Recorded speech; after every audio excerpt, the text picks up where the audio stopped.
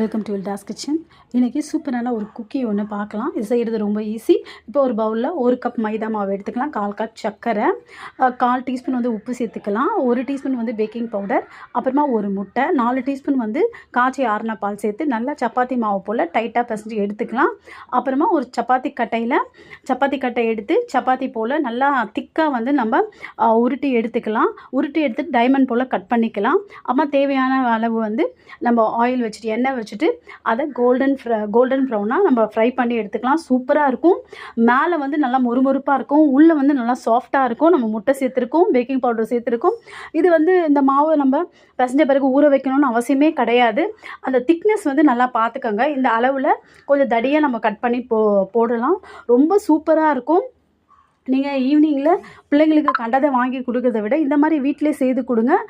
நம்மளுக்கும் செய்துன்ற திருப்தி வரும். பிள்ளைங்களாம் நல்லா ஜாலியாக இதை சாப்பிடுவாங்க.